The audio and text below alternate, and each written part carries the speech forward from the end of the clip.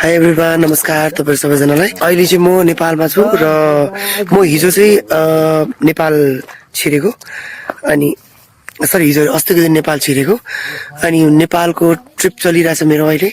अनि अहिले चाहिँ तपाईहरुको अलमोस्ट होल नेपाल टुर जस्तै भइरहेछ वारीदेखि पारी। अनि अहिले म आएको छु तपाईको यो नेपालको यो राराताल भन्नेले म जाँदैछु। म हिजोदेखि तपाईको अस्तिको दिनदेखि ट्राभल गरेको। म अस्तिको दिन काँकरभिट्टा आएँ, काँकरभिट्टाबाट टक्कै तपाईको भन्सार संसार काटेँ हैन, सबै कुरा मिलाएर म हिजो चाहिँ तपाईको बेलुका, हिजो अस्तिको बेलुका चाहिँ म टक्कै काठमाडौँ आइपुगेको थिएँ। अनि हिजो चाहिँ तपाईको म काठमाडौँबाट मेरो ट्राभलिङ स्टार्ट गरेको।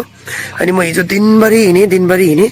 सो बेलुका बल्ल बल्ल बल्ल बल्ल यो तपाईको लुम्बिनीहरू हुँदै क्रस गर्दै म चाहिँ बल्ल यहाँ उयसमा आइपुगेको थियो, के अरे त्यो कोलपुर भन्ने जग्गामा बसेर म आज बिहानै हिँडेको र अहिले चाहिँ म यो दैलेख भन्ने जग्गामा जाँदैछु। सो यसको भ्यू यस्तो चलिरहेछ अहिलेको हैन, बाटोको भ्यू। अनि एकदमै मजा आयो हैन। नेपाल ट्रिप पनि मजा आउँदैछ, तर एकदमै टाढो, एक्सेस टाढो। तपाईको 100-120 को किलोमिटर स्पिडमा कुद्दा पनि तपाईको एकदमै टाढो। मतलब म कति तपाईको गान्तोकबाट लगभग नभनेको पनि 1500 किलोमिटर लगभग रनिङ भइसक्यो गाडी हैन, त्यति साह्रो स्पिडमा गाडी उयो भइरहेछ। सो म राराताल जाँदैछु अहिले। सो भोलि चाहिँ म राराताल पुग्छु, आज चाहिँ म पुग्दिनँ। अनि भोलि म तपाईहरुलाई अपडेट गर्छु रारातालको।